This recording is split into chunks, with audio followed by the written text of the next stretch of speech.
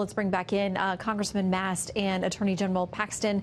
Let me ask you, Congressman, based on your expertise with explosive devices, that kind of thing, Casey talked about the one package that was discovered that didn't explode.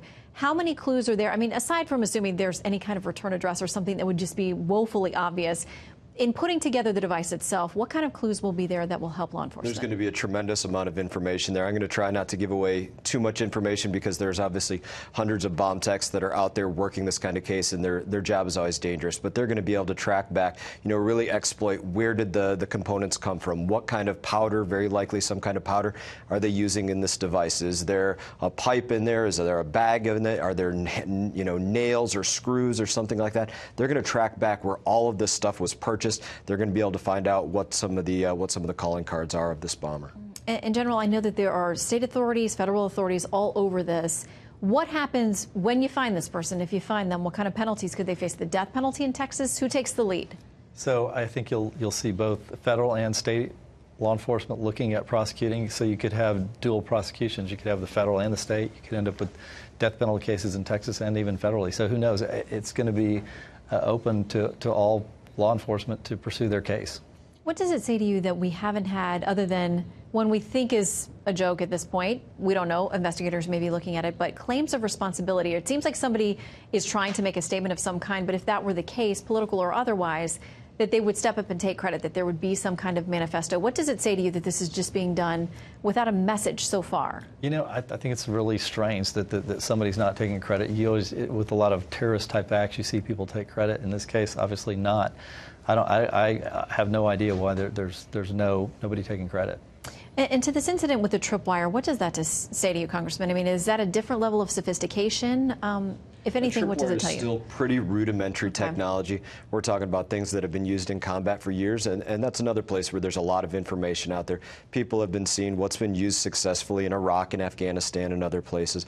But a tripwire, you're just talking about some kind of device that's likely going to either pull out some sort of positive block that's attached to an electrical circuit. That's very likely the way that something like that would occur. It's rudimentary, it's simple, but it may be simple by design as well. Well, and what do you say to the people of Texas now, as they are, we heard from women earlier saying, I've ordered something, I know it's coming from FedEx, but I'm terrified for my package to show up. I don't want my kids walking down the sidewalk. What do I do? So I talked to the President of the United States about this. We have 500 federal law enforcement officials, 400 FBI, 100 ATF.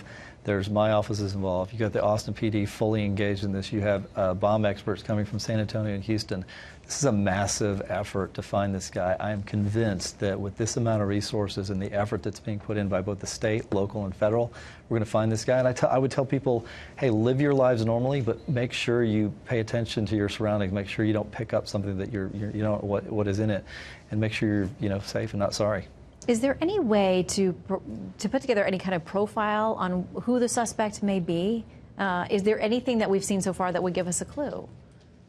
I think the FBI is probably working as hard as they possibly can on putting together that kind of profile. But undoubtedly, when they have this package that they get the chance to exploit, they're going to get a lot of information out of where this person's getting their components.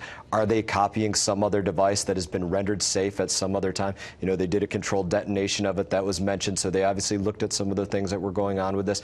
They probably determined for some reason it was unsafe to ship to another place to be exploited. If they did a controlled detonation on it, they weren't shipping it back here to Quantico to be exploited. So if that is in fact the truth, then something about that was unsafe to ship. So I'm sure they looked at what they could to get the information out of it. General, how often does something come in from the public or a concerned neighbor or family, friend, or, as the police have talked about, if you see something, say something? How often is that critical in solving a case? Oh, it's often critical. I think that's how they solve a lot of cases. Somebody they may not even think it's useful information, and they'll call in and provide a clue that ultimately makes the difference. So, it's really important. We actually have a tip line that is very important for people to use, 512-472-TIPS. And that's there so that people can report suspicious activity. And I encourage them not to be afraid, because that really could make the difference. Give us the number one more time. We'll make sure we blast it out as well. Sure, it's 512-472-TIPS. Okay. Attorney General Paxton, Congressman Mast, thank you both for coming in tonight. We appreciate it. Thank you.